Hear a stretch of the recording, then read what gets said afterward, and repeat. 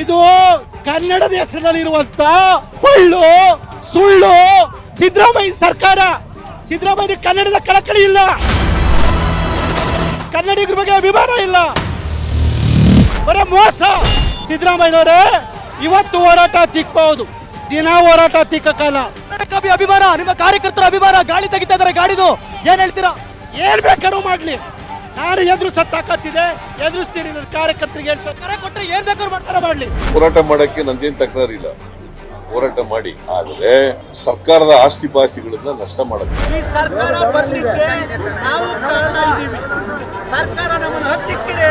ಲೋಕಸಭೆಯಲ್ಲಿ ಈ ಸರ್ಕಾರಕ್ಕೆ ಬುದ್ಧಿ ಕಲಿಸ್ತೀವಿ. ಅದು ನೋಡೋಣ, ಲೋಕಸಭೆ ಚುನಾವಣೆ ಬರಲಿ,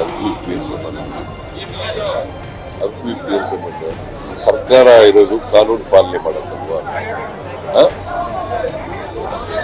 ಕಾನೂನು ಪಾಲನೆ ಮಾಡ್ಬೇಕು ಬೇಡ? ಕಾನೂನು ಸುವ್ಯವಸ್ಥೆ ಕಾಪಾಡಬೇಕು ಬೇಡ? ಕನ್ನಡ ಬಳಕೆ ಮಾಡಿದವರ ವಿರುದ್ಧ ಕ್ರಮಕ್ಕೆ ಏನಾದರೂ ಮುಂದಾಗ್ತೀರಾ ಸರ್ ಸರ್ಕಾರದಿಂದ? ಕನ್ನಡ ಬಳಕೆ ಮಾಡದವರ ವಿರುದ್ಧ ಅದು ಪೊಲೀಸ್ನವರು ನೋಡ್ಕೊತಾರೆ. ಕಾನೂನು ಪಾಲನೆ ಮಾಡೋರು.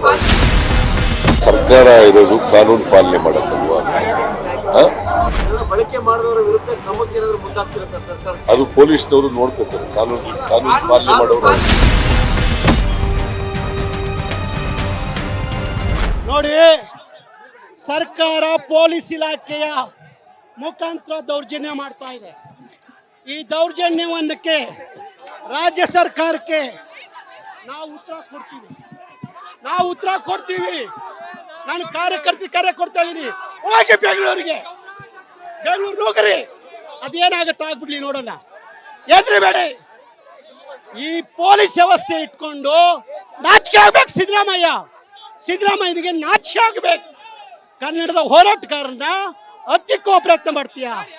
ಕನ್ನಡ ಹೀಗೆ ಓರಿ ಕನ್ನಡಿಗರ ಬಗ್ಗೆ ಅಭಿಮಾನ ಇಲ್ಲ, ಬರೀ ಮೋಸ. ಹಾಗಾಗಿ ಹೇಳ್ತಾ ಇದ್ದೀವಿ, ಸಿದ್ದರಾಮಯ್ಯನವರೇ ಇವತ್ತು ಹೋರಾಟ ತಿಕ್ಕಬಹುದು, ದಿನ ಹೋರಾಟ ತಿಕ್ಕಲ್ಲ. ಅಭಿಮಾನ, ನಿಮ್ಮ ಕಾರ್ಯಕರ್ತರ ಅಭಿಮಾನ ಗಾಳಿ ತೆಗಿತಾ ಇದಾರೆ. ಗಾಡಿದು ಏನ್ ಹೇಳ್ತೀರಾ? ಏನ್ ಬೇಕಾದ್ರೂ ಮಾಡ್ಲಿ, ನಾನು ಎದುರು ಸತ್ತಾಕತ್ತಿದೆ, ಎದುರಿಸ್ತೀನಿ. ನನ್ನ ಕಾರ್ಯಕರ್ತರಿಗೆ ಹೇಳ್ತಾರೆ, ಕರೆ ಕೊಟ್ಟರೆ ಏನ್ ಬೇಕಾದ್ರೂ ಮಾಡ್ಲಿ, ಏನ್ ಬೇಕಾದ್ರೂ ಮಾಡ್ಲಿ. ನ್ಯಾಯಕ್ಕಾಗಿ ಧ್ವನಿಯರ್ತಕ್ಕಂಥವ್ರಿಗೆ ನಾವು ವಿರೋಧ ಮಾಡೋದು. ಆದ್ರೆ ಕಾನೂನು ಯಾರ ಕೈ ತಗೊಳ್ತಾರೆ ಅವ್ರ ಮೇಲೆ ಕಾನೂನು ರೀತಿಯ ಕ್ರಮ ತಗೊಳ್ತಾರೆ.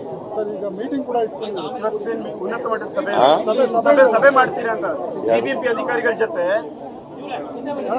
ಕನ್ನಡ ನಾಮಫಲಕ ವಿಚಾರವಾಗಿ ಕಡ್ಡಾಯ ಮಾಡೋದು ರೆಗ್ಯುಲರ್ ಆಗಿ ಮಾಡ್ತೀವಿ. ನಾಳೆ ಇವತ್ತು ಬಿಬಿಎಂಪಿ ಅಧಿಕಾರಿಗಳು ಮತ್ತೆ ಪೊಲೀಸ್ನವರು,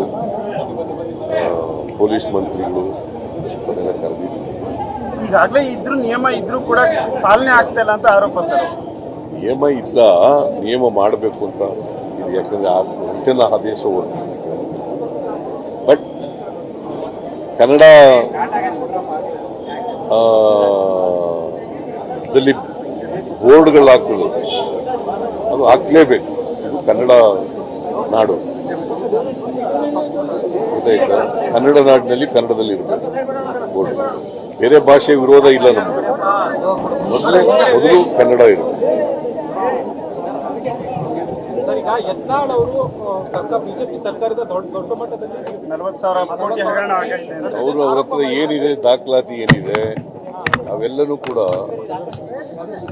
ಕಮಿಷನ್ ಮುಂದೆ ಕೊಡ್ಲಿ, ಕಮಿಷನ್ ಮುಂದೆ, ಆಯೋಗದ ಮುಂದೆ ಕೊಡ್ಲಿ. ಬಿಕಾಸ್ ಅವರು ಉದ್ದೇಶನೂ ಕೂಡ ತಪ್ಪಿತಸ್ಥರಿಗೆ ಶಿಕ್ಷೆ ಆಗಬೇಕು ಅಂತ ಇದ್ರೆ ಅವ್ರು ಕೊಡ್ಲಿ ಎಲ್ಲರೂ ಕೂಡ. ಸರ್, ಈಗ ನಿನ್ನೆ ಪ್ರೊಟೆಸ್ಟಲ್ಲಿ ಮಾಡಿದಂಥ ಕರ್ನಾಟಕ ರಕ್ಷಣಾ ವೇದಿಕೆ ಮೇಲೆ ದಾಖಲಾಗಿರುವ ಪ್ರಕರಣಗಳನ್ನು ಸರ್ಕಾರ ಏನಾದರೂ ವಾಪಸ್ ತಗೊಳ್ಳುತ್ತಾ? ನಾನು ಹೇಳೋದು ನಿಮ್ಗೆ ಅರ್ಥ ಆಯ್ತೇನ್ರಿ? ಯಾರೇ ಆದರೂ ಕೂಡ ಕಾನೂನನ್ನು ಕೈ ತಗೋಬಾರ್ದು ಅಲ್ವಾ? ಶಾಂತಿಯುತವಾದಂಥ ಹೋರಾಟ ಮಾಡಬೇಕು, ಪ್ರತಿಭಟನೆ ಮಾಡಬೇಕು. ಅದಕ್ಕೆ ನಮ್ಗೆ ವಿರೋಧ ಇಲ್ಲ. ಸರ್, ಸರ್ಕಾರ ಅಧಿಕಾರಕ್ಕೆ ಬರೋಕ್ಕೆ ನಾವು ಸಹಕರಿಸಿದ್ವಿ, ಆದ್ರೆ ಈಗ ನಮ್ಮ ವಿರುದ್ಧ ಈ ರೀತಿ ಕ್ರಮ ಮಾಡ್ತೀರಿ ಅಂತ ನಾರಾಯಣಗೌಡ ಏನ್ ಕ್ರಮ ತಗೊಂಡಿದ್ದೀವಪ್ಪ ನಾವು? ಅವ್ರು ಪ್ರತಿಭಟನೆ ಮಾಡೋದನ್ನ ತಡೆದಿಲ್ಲ ನಾವು, ಕಾನೂನು ಕೈ ತಗೊಳ್ಳೋರು ವಿರುದ್ಧ ಮಾಡಿದ್ದೀವಿ ಅಷ್ಟೇ. ಲೋಕಸಭಾ ಚುನಾವಣೆಯಲ್ಲಿ ಪಾಠ ಕಲಿಸ್ತೀವಿ, ಗೊತ್ತಾಯ್ತಾ? ಲೋಕಸಭಾ ಚುನಾವಣೆಯಲ್ಲಿ ಪಾಠ ಕಲಿಸ್ತೀವಿ. ನೋಡೋಣ, ಲೋಕಸಭೆ ಚುನಾವಣೆ ಬರಲಿ, ಅದಕ್ಕೂ ಸಂಬಂಧ. ಅದಕ್ಕೂ ಇದಕ್ಕೂ ಏನು ಸಂಬಂಧ? ಸರ್ಕಾರ ಇರೋದು ಕಾನೂನು ಪಾಲನೆ ಮಾಡಕ್ಕಲ್ವಾ? ಕಾನೂನು ಪಾಲನೆ ಮಾಡಬೇಕು ಬೇಡ? ಕಾನೂನು ಸುವ್ಯವಸ್ಥೆ ಕಾಪಾಡಬೇಕು ಬೇಡ? ನಾವು ನಮ್ಮ ನಡವಳಿಕೆಯಿಂದ ಇನ್ನೊಬ್ಬರಿಗೆ ತೊಂದರೆ ಆಗಬಾರ್ದಲ್ಲ. ನೀವು ಹೋರಾಟ ಮಾಡೋಕ್ಕೆ ನಂದೇನು ತಕರಾರಿಲ್ಲ, ಹೋರಾಟ ಮಾಡಿ. ಆದರೆ ಸರ್ಕಾರದ ಆಸ್ತಿ ಪಾಸ್ತಿಗಳನ್ನ ನಷ್ಟ ಮಾಡತಕ್ಕಂಥ ಕೆಲಸ, ಸರ್, ಕಾನೂನನ್ನು ಕೈ ತಗೊಳ್ತಕ್ಕಂಥ ಕೆಲಸ. ಕನ್ನಡ ಬಳಕೆ ಮಾಡದವರ ವಿರುದ್ಧ ಕ್ರಮಕ್ಕೆ ಏನಾದ್ರು ಮುಂದಾಗ್ತೀರಾ ಸರ್ ಸರ್ಕಾರದಿಂದ? ಕನ್ನಡ ಬಳಕೆ ಮಾಡದವರ ವಿರುದ್ಧ ಅದು ಪೊಲೀಸ್ನವರು ನೋಡ್ಕೊತಾರೆ. ಕಾನೂನು ಪಾಲನೆ ಮಾಡೋರು, ಕಾನೂನು ಸುವ್ಯವಸ್ಥೆ ಮಾಡೋರು. ಸರ್ಕಾರ ಪಾಲನೆ ಮಾಡಿಸ್ತಲ್ಲ ಸರ್.